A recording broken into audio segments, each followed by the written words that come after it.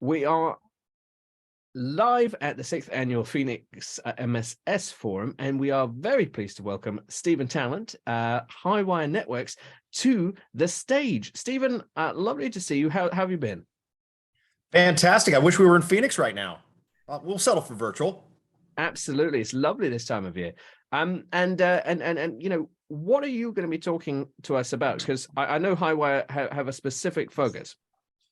Yeah, so we're going to be talking about growing MRR through MXDR services, right? So I think that we've heard a lot of talk about XDR, and this is going to basically sort of discuss the concepts around XDR as an addition to your security service offering, without actually having to do it yourself and stand up the SOC and do all those things, internally. So just going to cover kind of the opportunity that exists there today, kind of what it is, and kind of what to look at from the perspective of qualifying partners that would be providing and delivering XDR, or whether or not the XDR is being delivered directly by the partner on the call today.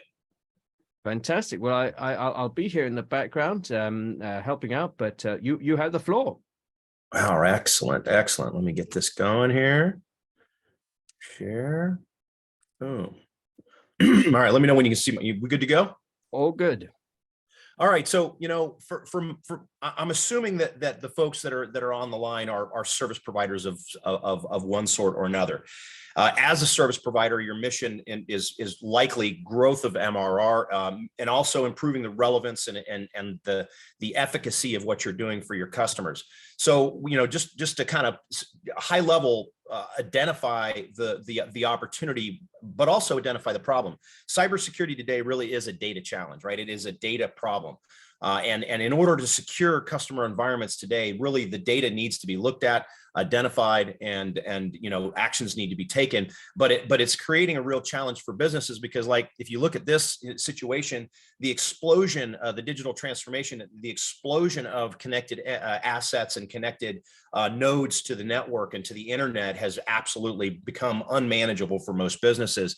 And so what that does is that creates an environment that is really hard to get your hands around from the perspective of a service provider and a security outfit, right? So what you see here is a two-person office, a small business that basically the detection, the assessment, the escalation, and the resolution of any type of threat in this type of environment is quantumly harder than it was even 10 years ago. So what you're dealing with is a sprawling attack surface that is only growing. And in many scenarios, you're dealing with, you could have OT, IoT type devices that are on the network, headless devices that you can't install security software on. There's a variety of different challenges that are facing businesses in their digital transformation, and the attackers are capitalizing on it. They're really hiding behind a lot of the alerts and the noise coming from all of this stuff in the environment, and literally they're attacking at machine speeds across this threat landscape, and it's begging the question of how can you reduce risk in that situation. And what we're finding is that the risk reduction is a real challenge, because the cost of a security breach and the recurrence of security breaches is only increasing. So here you see the IBM cost of a security breach at $4.24 million. For ransomware, it's up to $4.62 million, and it's not going away. So it's only increasing.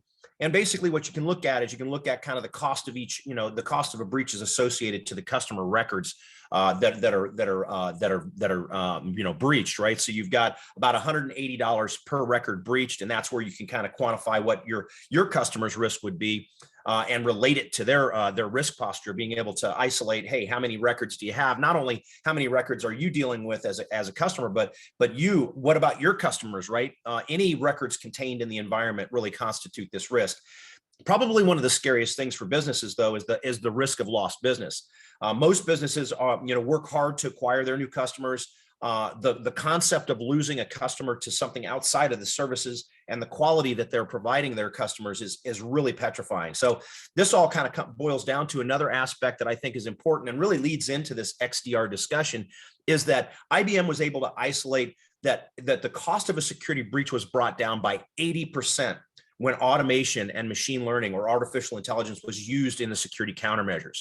So that's really what's teeing up this concept of XDR, because what you're seeing as well is that this arms race that sort of is ongoing within customer environments of going out and buying best in class point solutions to try to remediate certain areas of the attack surface hasn't really reduced the risk. It hasn't reduced the cost of a security breach, and it's only created this massive environment, this noisy sort of environment that customers are just challenged to deal with. 40 to 75 security vendors in every customer environment, and much of it's shelfware that's never been put into use, but also, stuff that's there that is creating a false sense of security for customers but the technologies here were never really designed to work together. All of these security solutions were built to solve point solution requirements, right? And so that's really driving, the challenge facing businesses today. So if you're talking to your CISO or your CEO of your customers, the things that they're worried about are, hey, is my technology stack working properly? Is there unprotected areas of my network that I need to be focused on? If I lose a key resource on my team, what's my security posture look like, right? Have I been breached already? Am I missing critical alerts? So this anxiety is really driving buying trends that are really moving us towards, an XDR kind of solution set. Business outcomes, not products, right? So the security buyers out there have recognized the fact that they're in this arms race with cybersecurity technologies, and they're not really improving their risk posture and their risk reduction. So they're moving towards wanting to consume security as in business outcomes, as opposed to just buying products. They want to consume security as a utility, like their water and power. Just like we assume that when we pour a glass of water out of the tap, that it's not going to have Ebola in it because the water board is taking the proper measures to ensure the people, process, and technologies relevant to ensuring safe water are being done. Customers are out there wanting to consume security as a utility, just like that. The business of evolution is shaping services too. The digital transformation has really been exacerbated by the pandemic. So for whatever reason, there's a couple of different reasons that might be, but 60% acceleration of businesses moving towards digital transformation during the pandemic. Probably survivability, right, being one of them, right? Everybody goes remote, things change. You're not in brick and mortar. You need to be able to do a lot more digital aspects of customer service delivery, et cetera. The pandemic exacerbated that. So it's only created an explosion, an even greater explosion of this digital transformation. And that's shaping the kind of services that are being put into play. Detection and response has been recognized as the lead technology. So in research indicates that 80% of businesses will have a detection and response function, in their environment. That this is going to replace what MSSPs have traditionally done, around security asset management. So the opportunity that exists out there, Ian did a great job of talking to, the hype cycle, right? The hype cycle is a great sort of awareness creator for end customers, right? So whether or not the customers out there actually have a subscription to Gartner or they just go look these things up, you can download these reports from a variety of different places. But what's happening is XDR is at the top of the hype cycle. So it's going to go through that trough of disillusionment because there is going to be people, organizations out there that are offering XDR that don't really deliver on XDR. There will be heightened expectations of what XDR will do to make the world safe for democracy and all of those things. And those expectations may not be met. But really what's happening at the top of the hype cycle is awareness is increasing around XDR. Customers are starting to look into it and want to understand it. And what we're seeing though is just this increased awareness. 2 years ago, only 24% of security professionals, or 3 years ago, only 24% of security professionals were aware of XDR. Last year, that was 61%. So we see that also morphing into the fact that 50% of businesses, according to this ESG survey, are going to actually be looking for a fully managed XDR. Now, granted, that means that 50% of the market doesn't know what an XDR is if it bit them in the rear end, but 50% of the market moving this way is start a rising tide, I think, of businesses that are going to be looking for XDR as opposed to an endpoint type of technology or different point solutions. 48% of those businesses are going to be replacing individual controls with integrated XDR solutions, and 43% of those businesses are going to actually be supplementing what they're doing around workloads and SaaS applications with extended detection and response. So really an opportunity that right now, I wouldn't call it nascent because I think you're seeing it all over the place, right? You're seeing it with the native XDR plays that are out there with security vendors jumping into the game. So CrowdStrike just announced their XDR solution set. They even had some partners come down and say, wow, we really like this XDR solution set, even though, CrowdStrike would take our customers in a freaking hot minute if it came down to that. CyberReason XDR, Sentinel or Palo Alto, SentinelOne, every one of these vendors is moving into an XDR, a managed XDR play. And it's not because it's self-interest really, but it's a recognition also of the massive market opportunity that XDR represents. And they're jumping into the game with or without you. So what is XDR? I think it's good for us to kind of touch on this because, many of you may be kind of going, okay, I've seen XDR be called this. I've seen a SIM be called XDR. What is it actually? So what XDR actually is, and this is Gartner's definition. I like the way Gartner describes it. Forrester describes it a little bit differently as sort of the evolution of EDR. But really Gartner, I think, takes a good swipe at this. And it's a service that normalizes, correlates telemetry from security products. That means it's looking at everything. It's looking at endpoints, network, firewall, cloud, email, workspace, secure service edge, centralizing that all of this information, this security telemetry into a centralized data lake for storage and processing, and then centralizing that security analytics and incident correlation. This is where machine learning is a part of the key, special sauce of what an XDR is. And machine learning is basically being used for correlation and to combine weaker signals from multiple components into stronger signals of malicious operations, basically looking for behavior and being able to do that in machine speeds across massive amounts of data, which is really where XDR lives. That's what XDR should do, whether it's ours or someone else's. That's what an XDR should be doing, is leveraging machine learning to search massive fields of data and to isolate and indicate where behaviors of malicious intent are existing. Also, an XDR should automate that data triage, should automate the response aspects and be able to do that across all the different security technologies. So what an XDR should do is improve efficiency and effectiveness in security operations. That's what it boils down to, right? It should identify threats, detect, and respond in a workflow sort of format. It should support the automation of detection and response to all of the security products that are out there in play, and even non-security products like routers and switches and things like that. So literally that support of automation and detection across the attack surface is what differentiates an XDR from an EDR, right? And advanced analytics and machine learning are a key component to what it should be doing. Again, the attackers are moving at machine speeds. The defenders need to be able to do so at machine speeds as well and defend against their environment. It should integrate into a service delivery because key, right? It's a service, right? Going and buying an XDR product really isn't a thing because there isn't a product you can buy that's just an XDR thing. An XDR is a service. And so it should be incorporated into the ITSM, the PSA type of systems that service providers are using to troubleshoot, create tickets, et cetera. Point of confusion is MDR versus XDR. What's the difference? Is there a difference? Well, kind of depends on who you ask. If you go out and ask an endpoint detection and response vendor, they're going to tell you there is no difference. And we're going to start to do detection and response to everything else in the environment, but it's really just MDR. Now, the fact of the matter is MDR is rooted in endpoint. It was created around the native capabilities of endpoint detection and response technologies to indicate, isolate, respond, and do things in an automated capacity on the endpoint. What MXDR does is take that and extends it across the attack surface. So that really is the key differentiator between an MDR and an XDR. I think most of you all were probably delivering some sort of an MDR. It's not rocket science to do it. It makes a lot of sense to do it. And during the pandemic, it made all kinds of sense because everybody's on a mobile, a laptop or something out in the world, right? So here's kind of how an XDR should look from a life cycle perspective. Steps 1 and 2 are really hard to do, actually. So, having spent some time at security vendors and understanding a security vendor's attempt to integrate and normalize and ingest data from other security sources is a challenge because they're not speaking the same language, right? So basically ingesting that data and normalizing it is hard to do. And then once that is happening, you're enriching that with threat intelligence, you're adding multimodal threat detection with machine learning and advanced analytics. And then from there, you're basically correlating and looking for behaviors, right? And that's being done at machine speeds.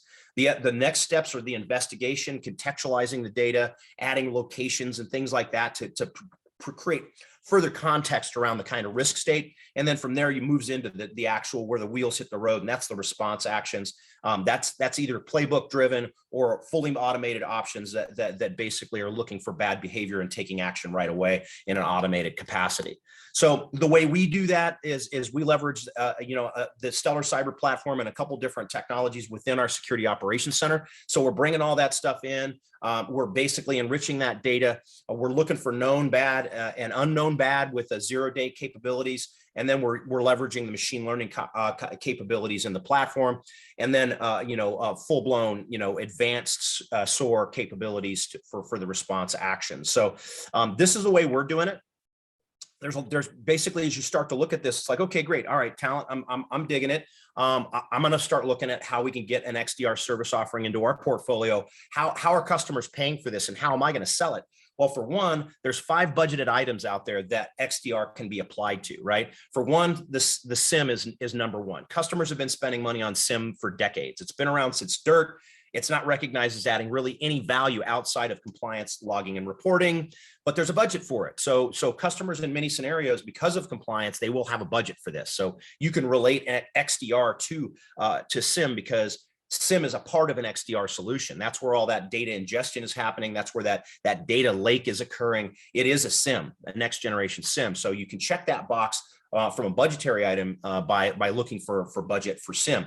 Network traffic analysis is another one, right? So you see the different players out there like Darktrace and ExtraHop that are doing network traffic analysis, or NDR, and as a single point solution.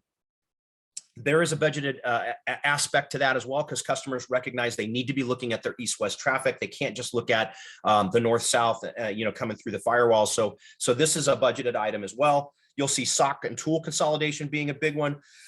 Because customers are looking at that shelfware, they're seeing overlapping technologies. They want to start to consolidate and improve their posture from that perspective. Threat hunting is another recognition, right? Where, bad actors are dwelling in environments for 287 days, or the average kind of dwell time. That shocking statistic is really driving the investment in threat hunting services. So there's another one that you'll see a budgeted aspect for threat hunting. And there's a variety of different players that do just that. But where you find is that XDR provides that functionality natively in the platform. And then you'll start to see, as mentioned, 50% of businesses are out there looking at a fully managed XDR solution. So you'll actually see XDR coming onto the scene as a budgeted item. Now, as you're looking at this, and okay, you're like, all right, yeah, Tallent, got you, man. You talk fast, I get it, good to go. We're going to start looking at XDR. There's a variety of different players that are out there. Everyone seems to be getting into the XDR game, but the fact of the matter is not all of them are XDR. It is marketing aspects that are saying, our SIM has got a SOAR embedded in it, or we're going to add a SOAR to it, and so it's an XDR. So the questions that you should be asking as you start to talk to partners that may be doing this, as a master MSSP that delivers MXDR services through partners, we get this kind of query from our partners whenever we're asked about how we're doing it, but you should be asking it as well. Where and what is the data lake, right? Is it a traditional SIM? Is it a next gen SIM? Where does it sit? Is it in the cloud? Is it on-prem? Are there data sovereignty challenges, right, that you're going to be facing, right, from that perspective? Because an XDR will include a SIM. If it doesn't include a SIM, it's not an XDR. How is machine learning being used? This is the key, right? Because the special sauce, as I mentioned, is machine learning, because that machine learning, that is what reduces the cost of a security breach by 80%. What you saw in that IBM cost of a security breach report, machine learning is the speed, the machine speed responsiveness that reduces risk and reduces dwell time of bad actors. And so the question is, how is the machine learning being used, and what kind is it, right? So is it supervised, unsupervised, is it reinforced? Supervised is going to be more historical input. That's probably the one that you want to be moving towards, right? Unsupervised is looking for patterns. But again, you want to know this, right? And if they can't answer that question, it's likely that they're kind of fudging you a little bit, right? What kind of machine learning is used, and where is it used? Is it used across all the data sets? And how is it being used, and what flavor of machine learning is there? What vendors are supported? This is key, right? Because what'll happen is you'll see like the CrowdStrikes of the world and the SentinelOnes of the world. We like SentinelOne, so we're not disparaging SentinelOne, but the CrowdStrikes of the world, the security vendors are going to say, yeah, we do XDR, and we can talk to and respond to different security vendors out there, but which ones? Because I'll tell you right now, CrowdStrike is not going to write an integration with SentinelOne. They're competitors, right? Why would they do that? So that's a question that you should be asking. Are all security vendors supported? Because if the answer is yes, you're looking at an open XDR versus a native XDR, right? You want to be looking at open XDR because that frees you to incorporate different security technologies in there and not run into this sort of competitive sort of brawl that could ensue when you're trying to integrate and go, hey, look, I need to respond to Trend Micro. I need to do that and not have to deal with competitive aspects of that. How do they price it? The key question here, because really what's behind an XDR is a data lake, right? So you need to have that data lake component. Data and storage is not free. Ingestion models are generally, challenging to quote, right? So it's hard for you to basically go, well, Mr. or Mrs. Customer, our XDR is this, it's going to reduce your risk, et cetera. Okay, well, what does it cost? Well, we don't know until we come in there and figure out how much data you have. Can you tell us how many events per second you have going on? And a lot of times the customer, like, their eyes roll back in the head and they're like, we don't know. So is it user-based? Is it asset-based? So those are questions that you would want to know when courting or looking at an XDR partner to work with. Now, all that said, we're 100% channel. We've been in business for 23 years. We're headquartered and right outside of Chicago, all US headquartered employees. We're leveraging the Stellar Cyber platform for deliveries. It's a fantastic environment. We use multiple different tools in that environment to create that full-blown XDR functionality and capability. And we're recognized year after year for being channel focused, channel only, top 250 MSSPs. We just got the Elite 150 with CRN. So that's recognition of what we're doing.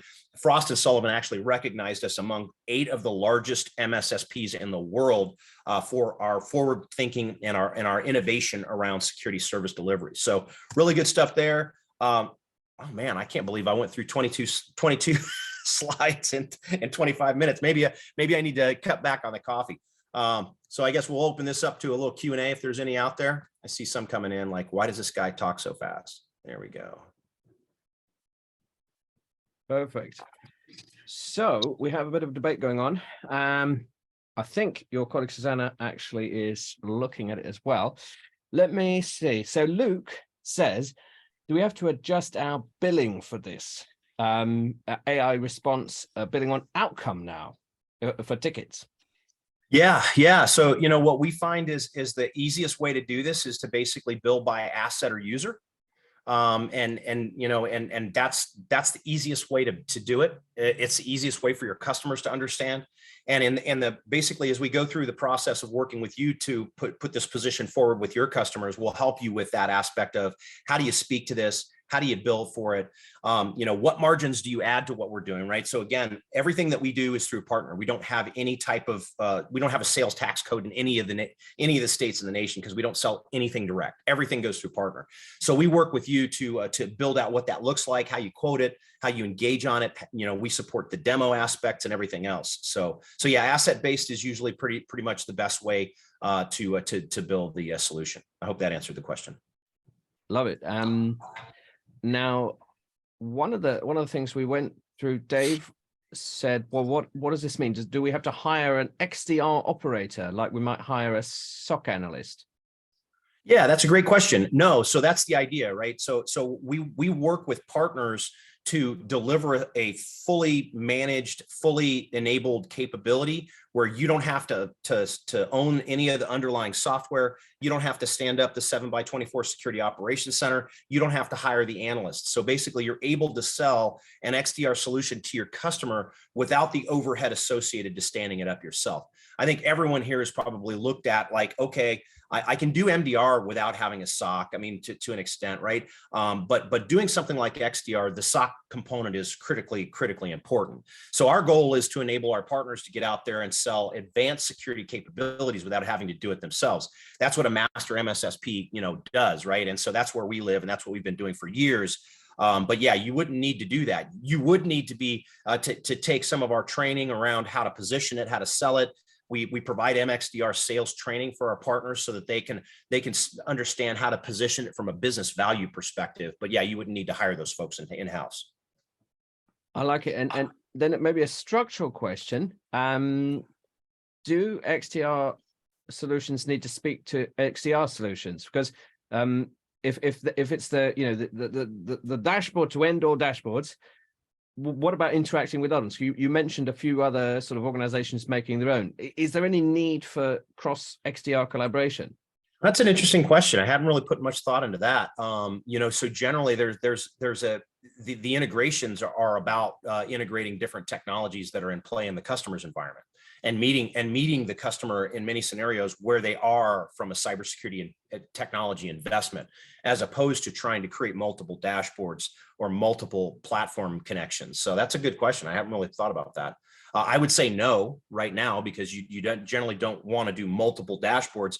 Well, what happens with us is that, and this is a big differentiator for us, right? I think that a lot of us have kind of, and I don't want to disparage any organizations out there, but there are organizations that provide SOC as a service functionality, and it's a black box. You don't see anything that's going on.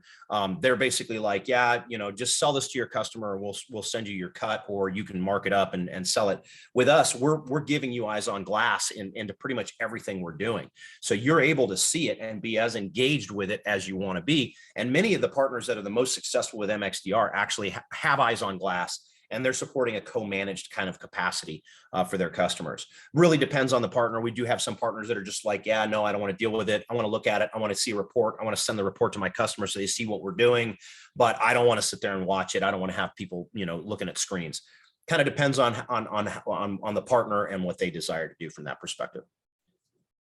Lovely. I like it.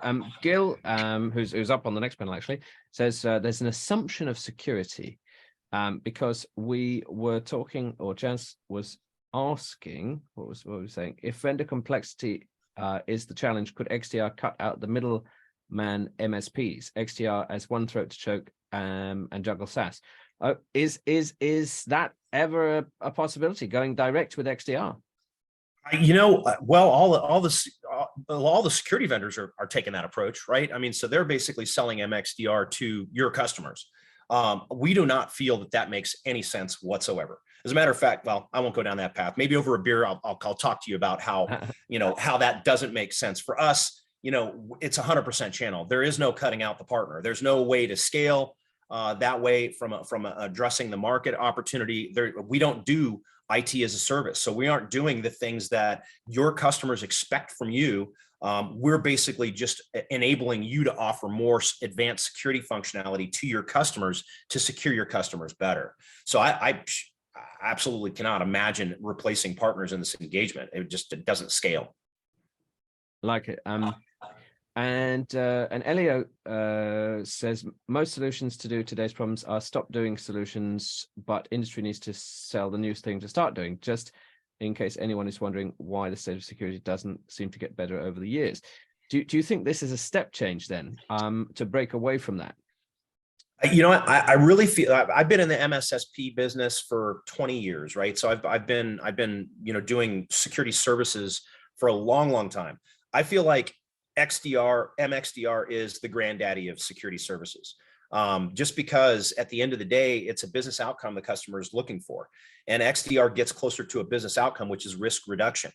And that I feel is important. Now that said, I think that you're going to see services like SASE, right? So we have a SASE service as well, where you're going to have Secure Service Edge be a part of an XDR solution, because CASB, some other gentlemen were talking about that, Secure Web Gateway, DLP, those kind of things those are components to a security function, but they're also require the detection and response functionality and the response actions to those. So I feel like MXDR is going to be the fastest growing and most relevant security service to the threat state that your customers are dealing with. I like it. And what's next for you? How can people get in touch? I wonder, what are you looking for? You're looking for VARs, MD, MSSPs. What are you looking to engage with? We're looking for partners that have trusted relationships with their customers, that are looking to solve security problems for their customers. That's what we're looking for. Now that ranges from, we've got partners that have 2 employees and they're vCISOs. And what they do is come in and they provide guidance and a consult around security. And then we have 150 employee MSPs that are providing printers, copiers, firewalls, and everything else. and then they're delivering an XDR solution that we're actually delivering to them. They're marking it up, and they're engaging with and taking first call support. So, you know, there is no one size fits all for us from the right kind of partner. It really is a partner that understands the risk that their customers are facing and want to bring a solution to them and be that resource, right? Because at the end of the day, what you'll find is it's not about being the end all be all where you're doing everything. It's about bringing the resources to your customer to solve the business challenges that they're facing. And those are the kind of partners we're looking for. Love it. Okay, and your colleague Susanna put a link there in the chat. I can also add that to our Discord channel we've got going at the same time. But yes, Stephan, thanks very much. It's very, very enlightening. I'm very grateful for the support of Highwire Networks and your continued excellent presentation skills. I very much look forward to seeing you again in person. Let's give you a big virtual round of applause. Right on. Thank you much, Philip. Thank you very much. I'll put you back in the audience and look forward to seeing you soon. Roger that.